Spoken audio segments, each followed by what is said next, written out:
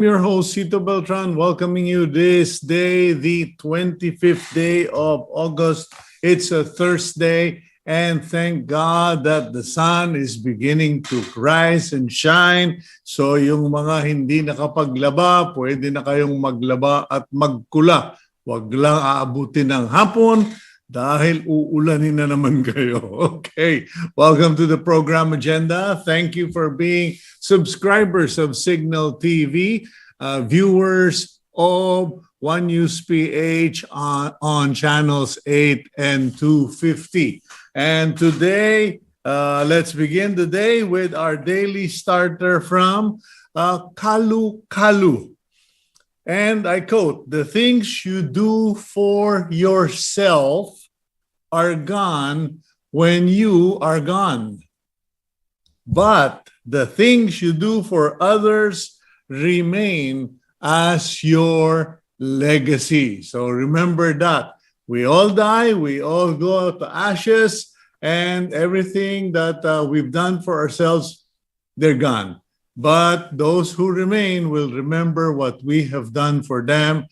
And that is what legacy is all about. It's not about just having monuments, buildings, foundations, etc., but what you have done for each and every individual. That will be a legacy that will be told to others. Okay, now let's go to the front page of the Philippine Star today, Thursday, August 25, 2022. And the headlines: 6 Bureau of Customs executives in Subic axed over impounded sugar.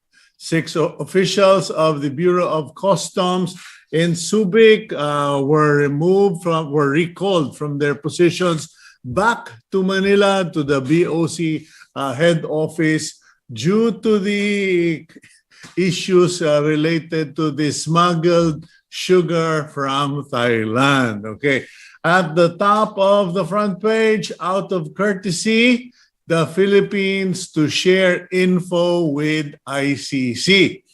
Department of Justice Secretary Crispin Boying Remulla said, while the country is no longer a member of the International Criminal Court, they will still give their reports, but not as compliance to the mandate of the ICC, but as a matter of courtesy and committee, okay, or committee or cooperation. Okay, the front page, top photo, we have a big photo of Bustos Dam that was releasing a lot of water due to the heavy rainfall, and it will continue to do so over the next few days. Florida, okay, tropical storm Florida has exited the Philippine area of responsibility.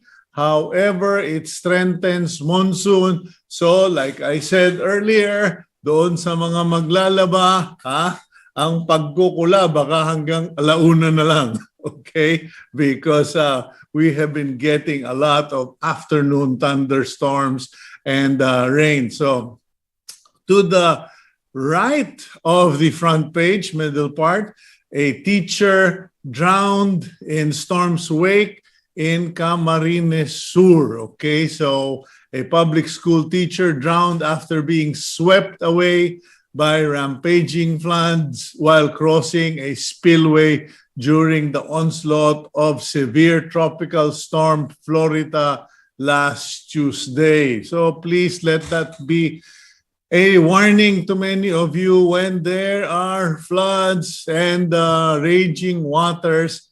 Do not attempt to cross spillways or even walk on bridges, lalo na yung mga rope bridges, because they are slippery and dangerous. The center photo of the Philippine Star today, a farmer inspects her corn farm damaged at the height of severe tropical storm Florida in Cabangan, Isabela yesterday. Poultry growers are blaming low-yield corn feed production for the smaller sizes and limited supply of chicken in the market. And this is now our reality. We are going to have a corn, a shortage of sorts because of what happened in Isabela, because of the typhoon. We could probably predict that our rice crop for November, December is not going to be ideal because of the typhoon, etc. And according to some reports I saw on Facebook yesterday, pati kamote, hindi lang maliit, shortage pa. Okay. DSWD, no walk-ins for education aid payout. Okay, Secretary Erwin Tulfo has said they will take care of the payout, not the governors, not the DepEd. The DSWD will do it, and they will not give or they will not entertain walk-in personnel. Envoys, meantime, or diplomats, several foreign embassies and diplomatic missions in the Philippines reaffirmed yesterday their support for Ukraine and its right to uphold sovereignty and territorial integrity as the war-torn nation marked 31 years of independence. Okay, the embassies and ambassadors issued a joint statement of support for Ukraine. And below that, Malaysia sends former Prime Minister to prison for corruption. And sad news for us at the Philippine Star, longtime editorial cartoonist of the Philippine Star and mentor to countless illustrators in campus publications, Rene Aranda, died early yesterday in his home in Pasay City. He was 66, and we'd like to express our condolences to the family of Rene, and being with the Philippine Star, I consider him part of our family. God bless his family, and may he comfort them in their grief. Okay. So that's all the news on the front page of the Philippine Star today. And let's now talk about issues. Our principal issue for today involves two proposals that are now in Congress and that are beginning to pick up or get traction. The first is a proposed bill, okay, number 1419, or the anti-lane splitting bill. Now, some of you may not know, ano ba talaga yung anti-lane splitting or what is lane splitting? If you are a driver and you are in your car, in your lane, and there is another lane, and then there are these motorcycle riders who ride in between the two lanes, or splitting the lane splitting. Kumbaga, namamangka sa dalawang ilog in Tagalog. But this one, na nagmumotor sa dalawang lanes. Okay, so there is now a proposed bill in Congress to penalize motorcycle riders who attempt to pass between rows of vehicles. House Bill number 32, on the other hand, mandates motorcycle riders to join accredited clubs prior to vehicle registration and license renewal. So that definitely will be complicated because the LTO actually introduced this requirement that when you take your exam, okay, you have to go through some school, etc. for drivers. Now, ito naman, you're required to be part of a motorcycle organization. Naku po, yan na po, magiging problema yan pa, I'm sure. But anyway, Senator J.B. Hercito, who believes he was a victim or a collateral damage when the large plate issue exploded several years back, is not supporting this bill. So, kumbaga, iwas pusoy si Senator JB, napaso na siya. But let's find out from experts what their thoughts are. We have two guests for today. Gab, please roll the Betamax. Jolly Alarcon is the segment host of Ride PH and Ride Radio on 1PH. Alarcon is also a registered mechanical engineer who previously worked in an engineering consultancy for 3 years. Ira Cruz is director of Alt Mobility PH, a group of transport professionals and volunteers advocating for sustainable and inclusive mobility in the country. A graduate of economics, Cruz also finished the fellowship in innovation through design thinking at the Asian Institute of Management. Okay, gentlemen, welcome to the program. Thank you for making time for the show today and to help us get the pulse of riders and bikers on this issue. I suppose I should start with Engineer Jolly. Jolly, welcome. And I'll start with you because you are a rider. Nung nabalitaan mo meron ng lane splitting bill sa Congress, ano yung unang murang ginamit mo? Nako, Sito. Madami-daming mga... No bad words on agenda. I was madami-daming mga kulay na salita ang nasabi ko nung una kong nakita, yung proposal na ito. Mm-hmm. Pero ano siya, I think it is inevitable na mapag-usapan ito sa ating mga mambabatas. Kasi ang lane splitting and filtering, medyo malaking gray area yan kahit sa ibang bansa. Then, inconsistent yung how they roll with it. So, may mga ibang countries outright ban, may mga ibang countries na allowed with exception, may mga iba talagang pwede. Mm-hmm. So, yun yung yun yung problem sila. At saka kanya-kanya silang pagde-define ng term na ano yung splitting, ano ang filtering. Whereas kasi ang problem dito sa Pilipinas, iisa lang yung term natin dito which is yung singit. Mm-hmm.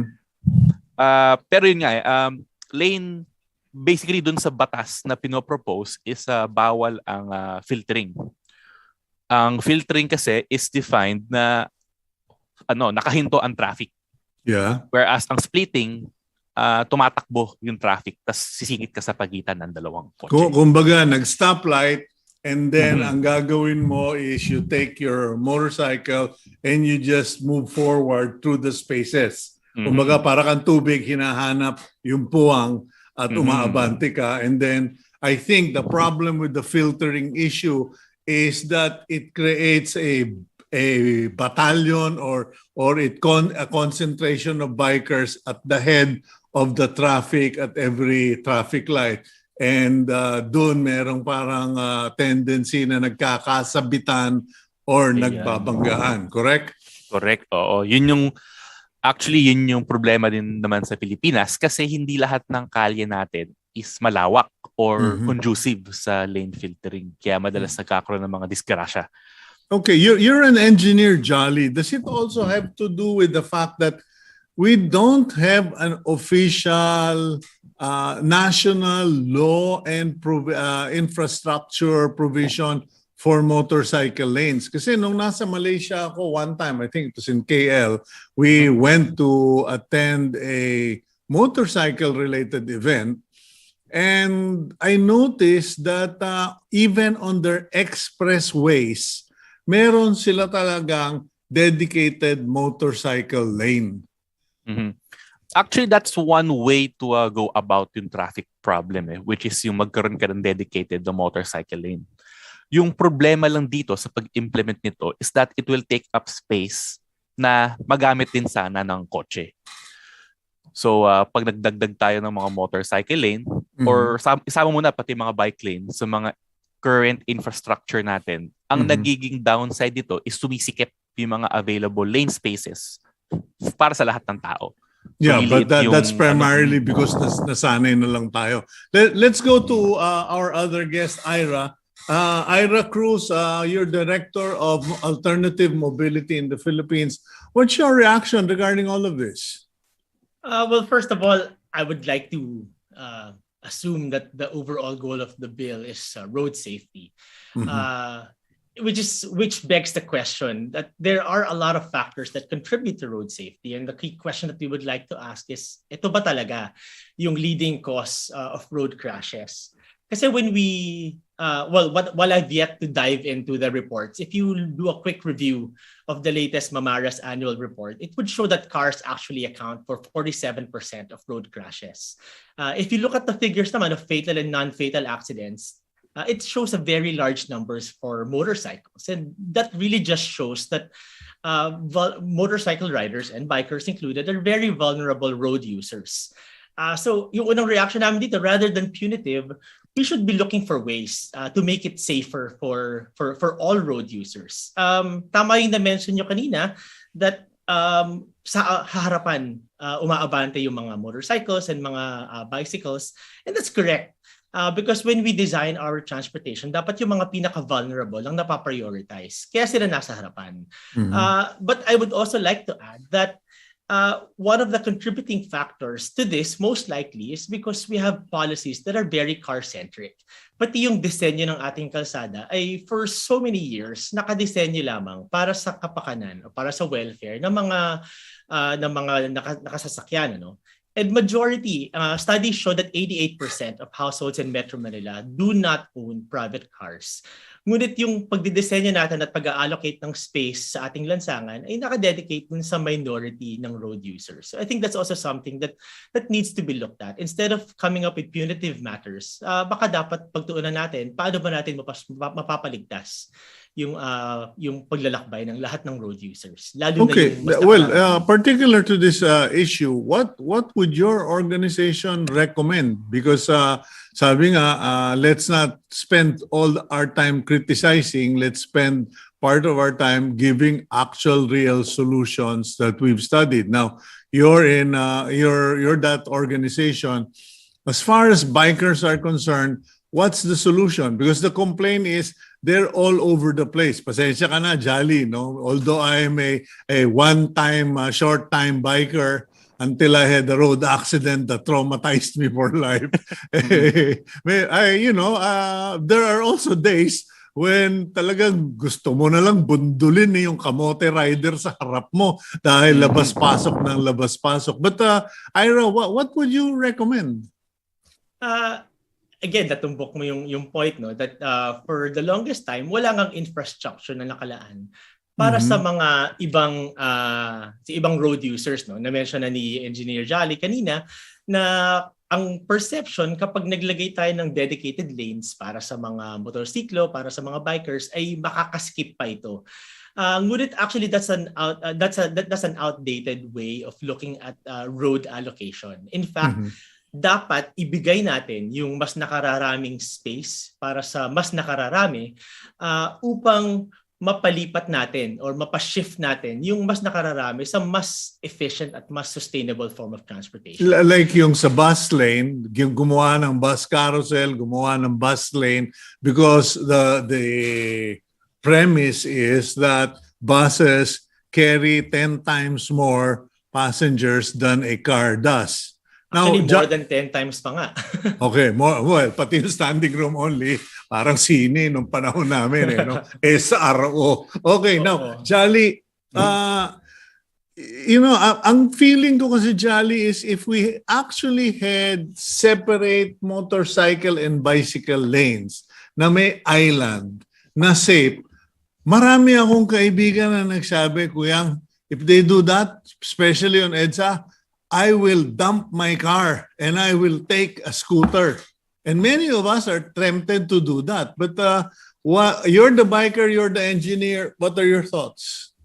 Yun nga yung problema rin talaga ng motorcycling. As yung sabi nga ni Ira kanina yung statistics niya na delikado talaga yung pagmumotorsiklo. Medyo mas mataas ang statistics ng mga acts ng mga injuries.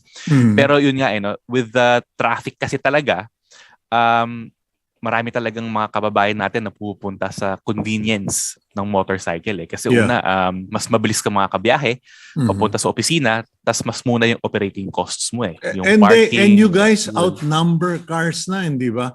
Because from what I heard, mas marami ng motor, hindi lang napapansin dahil maliliit. Pero pag binilang mo individually, there are actually now more motorcycles than there are cars on the roads. Yan, oo. Yun nga no. Sobrang halos majority ng mga road users is motorcycles talaga. We outnumber cars talaga. At the same time, yun din yung problema. Just in case pinagbawal mo lahat ng milyon-milyon ng mga motorsiklo na yun na mag-filter, dadagdag yun sa mga pila, sa bawat stoplight, sa bawat mga traffic stops.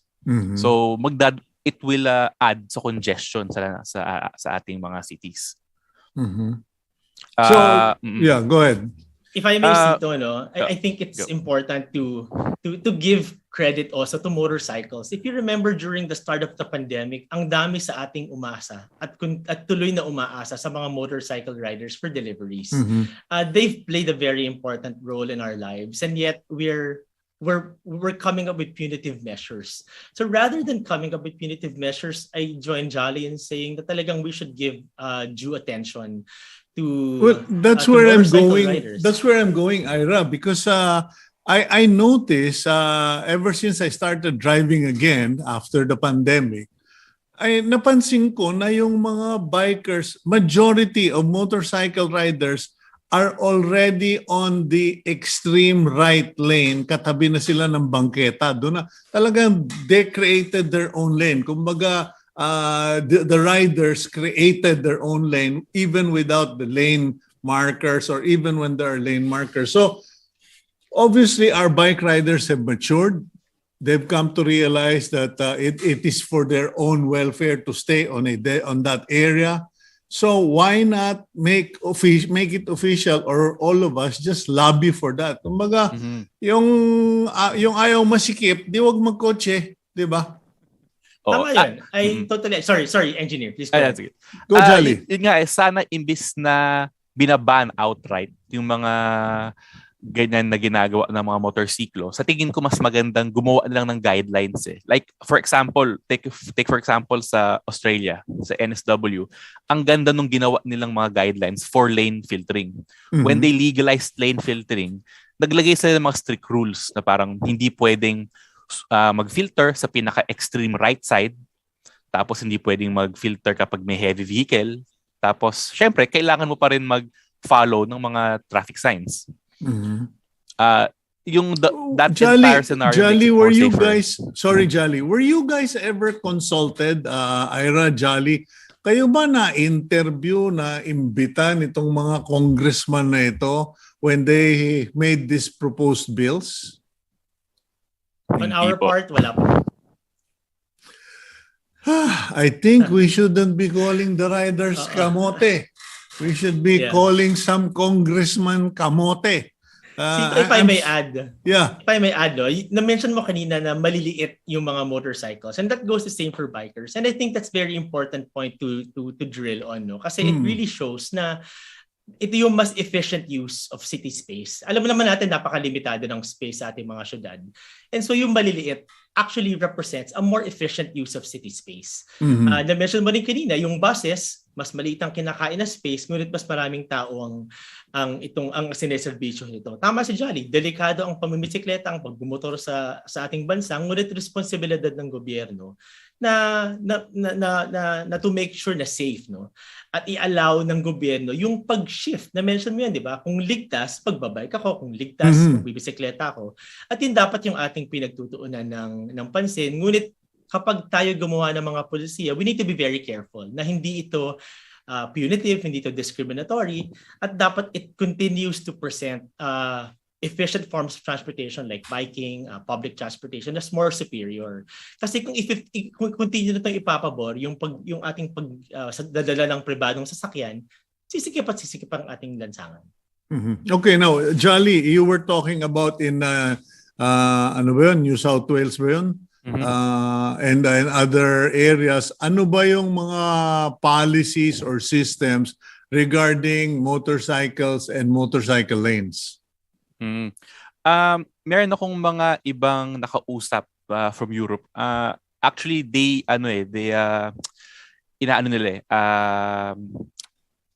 tawag ito, sinasabi na mas magandang mag-filter talaga at red lights kasi hindi dadagdag ang mga motorsiklo sa congestion. Mhm. Then, kanya-kanyang implement sila eh. May kanya-kanyang style yung mga iba't ibang gobyerno eh. Like, take for example sa Taiwan, may mga pedestrian lanes, may katabi silang motorcycle lanes. So, parang sinasabi nila na lahat ng motorsiklo, pag red light, pumunta sa harap para hindi dumagdag sa congestion.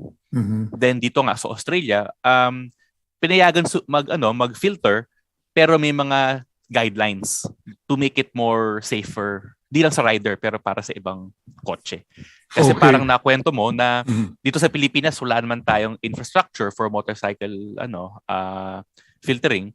Lahat kaming mga motorsiklo, madalas nasa kanan, nasa curbside. Mm. So, madalas din ang nangyayaring aksidente, yung mga nag-right turn, di ba? May nakakabig na motorsiklo. Mhm. So, yun yung mga I guess that dapat it takes time. But let's go for a quick break, gentlemen.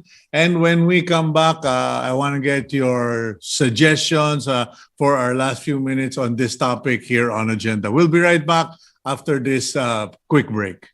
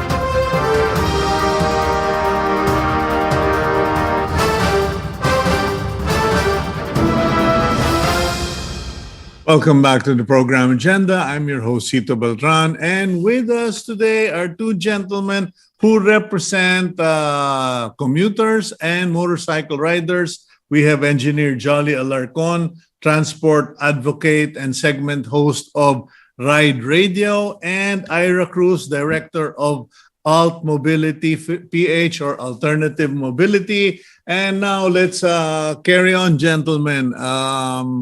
Jolly, when we left off, you were talking about systems or policies that they have in Australia, and you mentioned Europe. My wife is from the Netherlands, and I think they are one of the leading countries when it comes to bicycle riders and respect and protection of two-wheeled riders. Doon, pag ikaw naka-aksidente, nakasabit na nakabisikleta, humanap ka na ng abogado dahil sigurado malaking babayaran mo.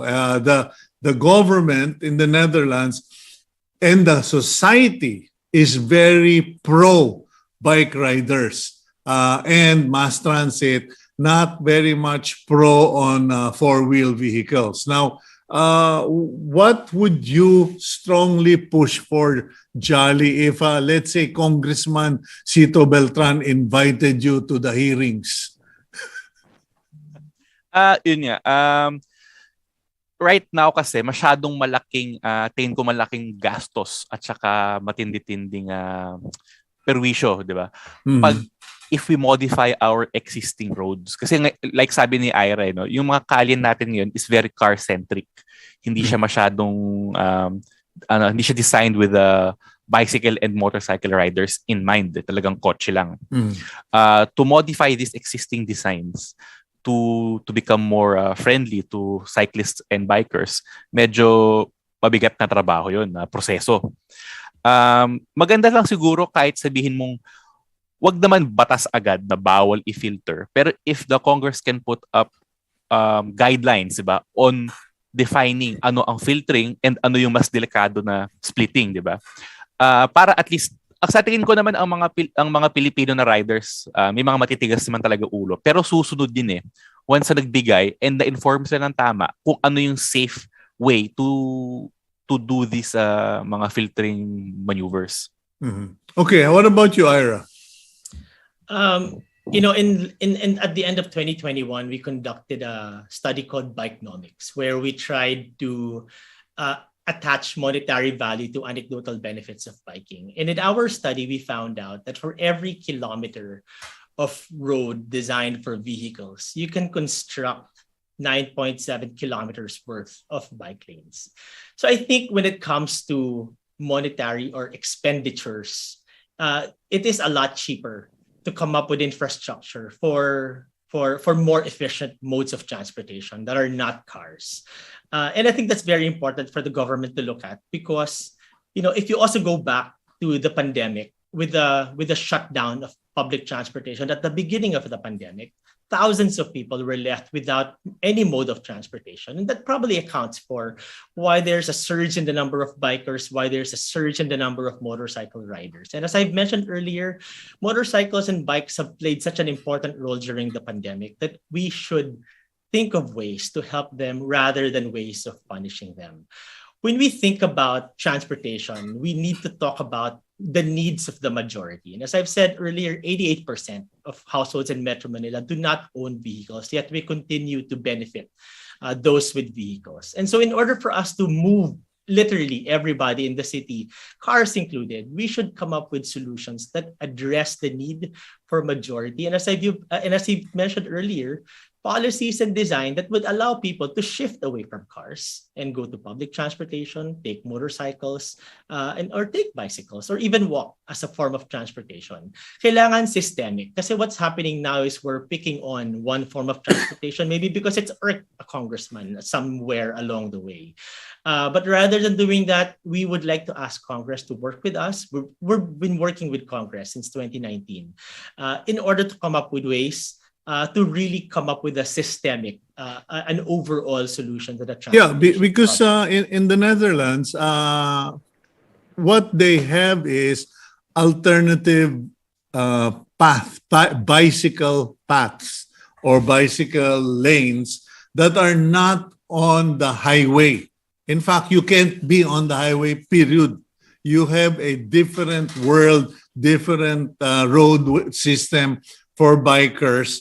Ang pwede lang dun sa highway, mga big bikes. I think Jolly knows that, no? But in the Netherlands, hindi ka sa EDSA. You have an alternative area, and that seems to be the problem here. Everybody just insists on being on the straight line and the shortest route. Pero there's not enough space there, and now it just keeps getting smaller and smaller. So, Jolly, do you think that that is a viable option? Kumbaga, and nako, sana wag naman pong patulan, ano? Baka ako naman ang murahin ninyo mga nagmumotor, ano? But what if a congressman suddenly says, okay, para wala nang aksidente, wala nang gulo, wala nang away, walang motor sa EDSA, pero bibigyan namin kayo ng sarili ninyong, parang yung mabuhay lane ba? Mm-hmm. Na only motorcycles in that lane.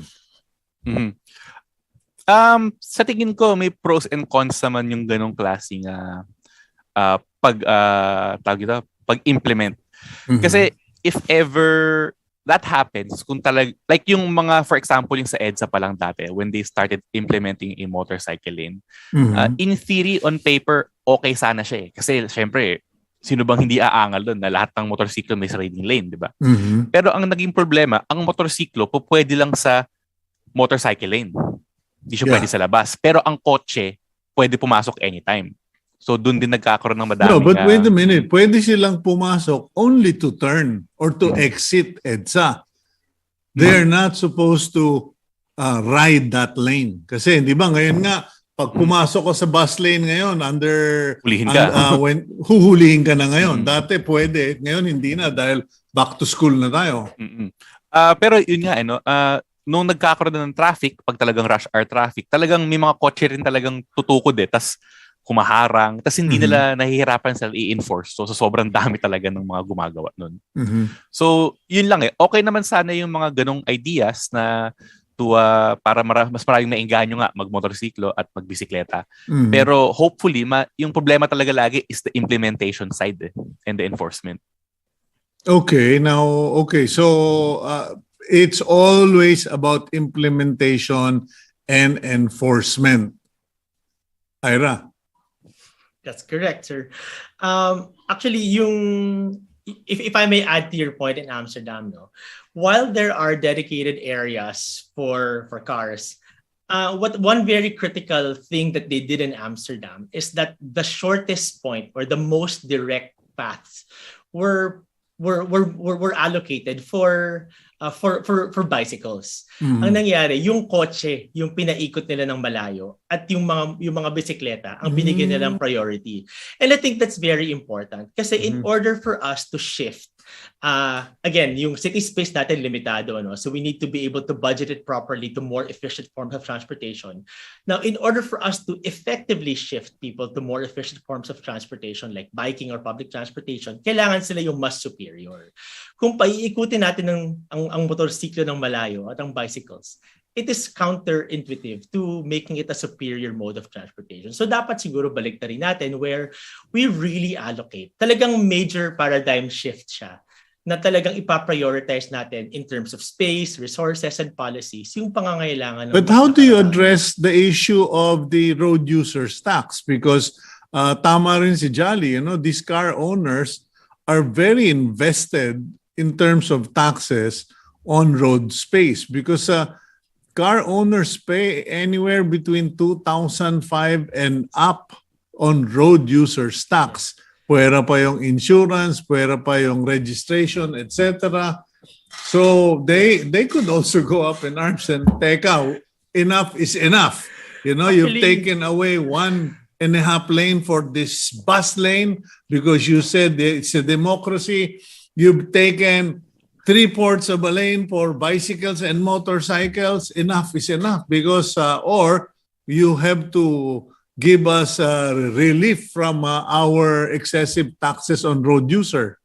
Actually, sir, I don't have the exact figures on me right now, but a very quick computation would actually show you, sir, na yung collected taxes on road tax is actually not sufficient to cover for road construction. Actually, sir, kung ang gagamitin lang natin sa pag-construct ng mga kalsada ay road tax, may utang pa po ang mga car owners sa gobyerno. It's not sufficient. So it's not a fair way to say that because they pay road taxes, they deserve the road because the road taxes that they pay are actually insufficient. No, but we're paying for the same road year in, year out, Ira, because there are no new roads. They're all recycled roads. Pati sa probinsya, di ba? Maayos sa kalsada, ginigiba. Actually, sir, maraming new roads because we're always building new bridges, expressways, nagro-road widening tayo. But you see, at the end of the day, we're still in the same situation. For several decades now, naririnig na natin yung road widening, road taxes. Ngunit several years later, we're still in the same situation and we're deploying the same solutions. So we feel that dapat it's time for us to come up with brand new ways to design our cities, brand new ways to improve mobility. Okay. And we can turn to other countries like Hong Kong, Singapore, and New York, for examples, na dito prioritize yung ibang form of transportation. Yeah, Jolly, ito na naman, mapapahamak na naman ako nito. Pero kasi pinapanood ko yung video kanina. And I noticed, Ira was correct that these bikers, motorcycle deliveries saved all of us during the pandemic. But they also went crazy. Kasi before the pandemic, it was one package or what fits in your carrier box, that's your load. Pero ngayon, may carrier box na, may front box pa, pagkatas pero pang nagla-lap dancing na package. Nakatape pa sa taas. Nakatape pa sa taas, no? And people are saying, pare, hindi na dapat nakamotor yan. Dapat yan, nasa delivery van na yan. Now, what do you have to say about this? Should this form be allowed to continue, or we go back to, okay, small deliveries, small vehicles, multiple deliveries? Kasi like here in Capitolio, I already see vans pumaparada na sa kanto. Tapos minumotor na all over the village kasi parang they have to be efficient. So is it the number of motorcycles? Is it the how do you call it? The discipline of riders? What has to be addressed here? In terms of dun sa luggage, meron naman talaga tayong existing na laws na rin sa LTO na yung mga approved motorcycle na luggage solutions, which is yung mga top box, mga side panels, na talagang dapat designed talaga siya for carrying motorcycle cargo. Tapos yung mga overloading, hinuhuli naman din talaga yan. Makikita natin madalas, lalo na sa EDSA, yung mga ibang delivery na talagang naka-tape, nakasupot, yung talaga mas malapad pa sa motorsiklo yung cargo nila, hinuhuli talaga nila yan. Pero yun nga, may limit pagdating sa sa delivery ang motorsiklo. So, maliit lang ang kaya nilang dalhin sa isang biyahean. Pero syempre, meron tayong mga enterprising na kababayan na talagang sinusulit, di ba? Para sa isang araw, 10. For example, 10 ang kaya kong i-deliver na bahay compared sa 5 lang talaga dapat. Okay. Yeah. So, at the end of the day, round and round the merry-go-round tayo. And we just have to wait for what other lunacy will come out of Congress as a proposed bill to address this problem. But I hope in the end that engineers like you, Jolly, and Ira will be consulted by those who are making the policies. Gentlemen, thank you very much for your time. Evidently, it is not a question we will be able to answer in our lifetime, not in the Philippines. Okay. Thank you very much, Thank you very much. Thank you very much for having us. Okay, that's Engineer Jolly Alarcon and Director Ira Cruz of Alt Mobility. Okay, we'll go for a quick break, and when we return, we go to our next topic, an interesting life story, life change of a gentleman who went from pastor to chef or to cook ba ito. We will find out. Very interesting story here on Agenda.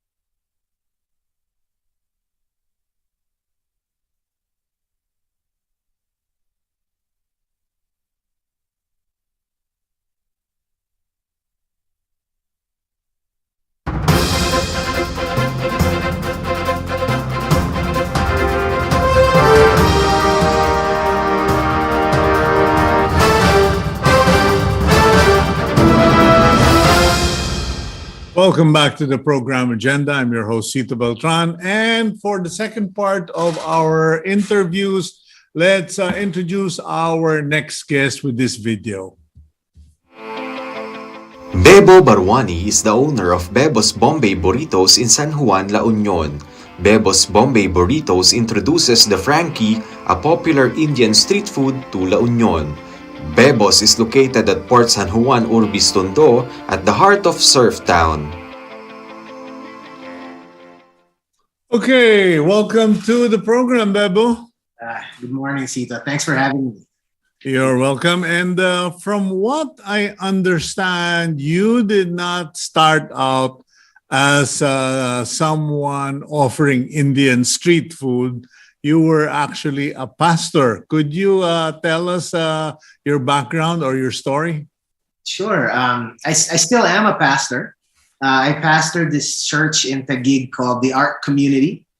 It's a small church, but one of our values is we're always looking for what the essence of church is. So there's the structure of church, the rituals and all of that, but we're always kind of looking for ways to do community differently. And I think one of our values were to tell people, hey, you can see God beyond the church. God can be discovered anywhere, if we had the eyes to look. And so when the pandemic happened, obviously, we had to migrate to Zoom meetings and, Facebook Live, transfer the church to just online options. And then it kind of dawned upon us that, hey, maybe this is a more efficient way, for us. Because I think, churches spend a lot on, getting a venue, on Sunday and stuff like that. So we were like, what if we just migrated completely to an online situation? Mm-hmm. And and the crux of our community naman was we were always about having dinners. That's where actually I practiced my cooking. We would have small groups, have people over, and I would cook. And I think that's where over the years people were like, hey, you should open something, and just the pandemic presented a way to evaluate. But Bebo, Taguig to La Union is quite a leap. I mean, it's a 4-hour drive, not a leap. Yeah. Well, we've always gone. I've always had an affinity to La Union. My dad used to take us to Bawang in the 80s. And then in the past 10 years, me and my wife, we would go every few months. It was a place of retreat for us. Mm-hmm. It was an oasis for us where we went to rest. And every time we left La Union, we were like, hey, baka we should move, baka we should do something. We just never had the courage to do it. And okay, but church, what you have a physical church. Yeah. You have to shift it by force of circumstance online. And there are churches that didn't make the transition. Yeah. They either cracked up, they split up, or they disappeared because people just, went on in search of something during COVID. Now, from what I understand of your background, you went online, but do you still do the church? Do you still pastor actively? Or has that been put on hold and guys, I've served, I've done well, I've played, I have participated. Now I need to transition to La Union. Is that what happened to you? Well, yeah, that was part of the conversation. Obviously, there's ways that we had to support ourselves as well. Economics played a bit of a factor, Mm-hmm. but also we still continue to church and just basically told the community, this is what I can offer. I can do Zoom meetings. I can still meet you guys, but I also have to take care of my family and stuff like that. So, and I happen to just pastor a church where it's a lot of young people with social anxiety. So it kind of worked out where no, I think everyone just wanted to just keep staying online, and then just meet once in a while to have dinners and stuff. They were kind of so you had an affinity for La Union, but what convinced you that that was the right move or the divine destiny, so to speak? Because I keep getting asked questions by those who go for counseling. And, yesterday I did the same thing and it took me 3 hours to figure out what the guy needed. Yeah. Now, in your case, how did you figure out, okay, La Union is where we're going to be? Yeah. So during the pandemic, I was seeing like a bit of a spiritual director as well. So I was getting counseling as well. And this friend of mine kind of noticed the way that I lit up when I talked about La Union and, the possibility of doing something there. And he was like, hey, you should, watch that because your countenance changed. You kind of came alive when you started talking about this idea. You should check it out. So what we did was we started taking steps because there was also the fear of, what if it's just a great vacation place, right? Like that where we go to retreat. And then, there's the fear of if I bring myself there, will I ruin it? Yeah. So what confirmed that was it? So we stayed longer. We stayed for a month. And I started interviewing, people. I started like those that had made the move. And I was asking, hey, are you still happy? Is it still what it was? Are you regretting? And the answer was an overwhelming no. People really that moved, my friends, and it was the best thing that they did in their lives, So just kind of doing the homework to go, there are people that have gone before me. So you essentially, just like in the book of Joshua, you sent scouts. You were the scout. You checked out what's the competition like, what's the terrain, will we be able to make it? Okay, now, why Indian food? I do realize that there may be an oxymoron question because you have an Indian name, but I know friends who are Indian and they couldn't cook genuine Indian food if their life depended on it. Yeah, it doesn't follow. My dad loved to cook and my mom. But because we grew up in Manila and, we were trying to be Americans, like trying to be westernized. When my dad was alive, sadly, I didn't really appreciate his cooking because we were always looking to eat burgers and stuff, right? It wasn't until he passed away and I lived in San Francisco for 6 years where I started to crave, it's like, and then we started to eat in the Indian restaurants and then, you have all the ingredients there. So that's where I started to kind of like, start learning how to cook and, and so now it seems like cooking is such a way for me to connect to, my dad, the memory of him, and my mom as well, who taught us to cook too. So. Yeah, but what are you offering there in La Union? Because it takes a bit of a shift to really appreciate Indian food. I mean, I would never touch Indian food when I was in my 20s. Yeah. Now I can't get enough of it because, I just love the variety of taste, spices, etc. Plus the fact that I've become a vegetarian. But in La Union, do you have a substantial market to be able to earn a livelihood selling, what do you call it, Frankie? I was like, what on earth is a Frankie? Is he selling Frankfurters or something? A Frankie is the Indian burrito. And then there's no hard fast rule. It's usually like, it's got eggs. Mine doesn't. I have my own take on it. But the hard and fast rule is it shouldn't have rice. It's got potatoes in it. So I'm told by the ancestors. Mm-hmm. But I think there is a growing, population, because even in Manila, like Indian restaurants have been like popping up, right? Like Yeah.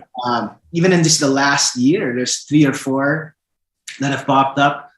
And then I think a place like La Union, where you do have, a bit more free spirit, kind of spirited people who are willing to try things. You've got a bit of a tourist sector as well that are, kind of traveled, familiar with the food. So, I think it was a bit missing. And so Okay. So it had did it appeal to your local market there? Yeah, so we're still on soft opening. I've never cooked in a professional kitchen, so I had to kind of like figure out costing and like just all of the things that come into the organization of being a cook. But in the past month, the reception's been great. People seem to like it, and it makes for a great after party food too. Like so. A lot of our customers, it's the late night people who came from bars and can't find food, and Indian food is that flavor. So yeah. Okay. Now, in terms of costs, how does it come out? Because some people tell me, Sito, Indian food's not cheap because of the spices. A lot of it is imported. Blah, blah, blah. What do you have to say? No, it definitely is a challenge. And plus, some of this stuff you gotta ship from Manila to La Union too, right? So, but also there is a big Indian community in San Fernando. There's a few Indian temples that are here. So there are places where you can get spices and stuff like that. So yeah, so cost is tricky, and we're figuring that out. And also, we still are a bit in the province where you can't charge what you charge in Manila, right? Yeah. So So how do you balance things out, Bebo? Because I am a Christian. I'm a born again Christian, and I'm quite active. But it must be a struggle for you. As it is, I am where I believe the Lord put me, but I still keep asking myself, why won't you let me do business? In your case, you have to do business to support yourself, but I'm sure the spiritual side and the pastor's side is struggling. How do you do? What do you do to deal with it? I think it's what I've told the members of my church, for years, where God is beyond the walls of the church. Our greatest opportunity to follow Christ is in the worlds in which we live, right? And we come back to the community to recharge, to touch base. Okay. I had to take that advice.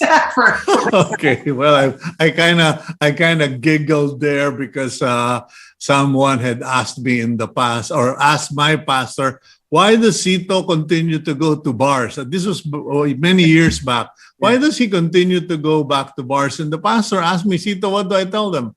Tell them the sinners are not in church. They're in bars. Okay. Anyway, Bebo, thank you very much for joining us this morning.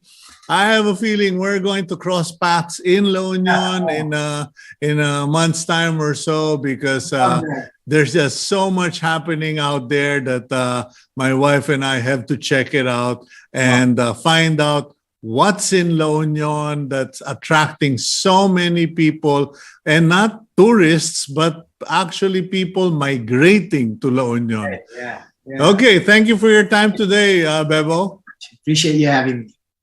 Okay, that's pastor and chef Bebo Bharwani, owner of Bebo Bombay Burritos. Okay, I never thought I would hear of an Indian burrito because I only know of Mexican burritos, but the world has changed. Okay, let's go for our closing blessing for the week. And here we go. I wish you enough sun to keep your attitude bright, no matter how gray the day may appear. I wish you enough rain to appreciate the sun even more. I wish you enough happiness to keep your spirit alive and everlasting. I wish you enough pain so that even the smallest of joys in life may appear bigger. I wish you enough gain to satisfy your wanting. I wish you enough loss to appreciate all that you possess. I wish you enough hellos to get you through the final goodbye. Thank you very much for joining us today on Agenda. And please, if you have suggestions, recommendations for people we can guest, topics we can address, feel free to shoot us a PM or a text here on Agenda. Please keep it here on One News PH.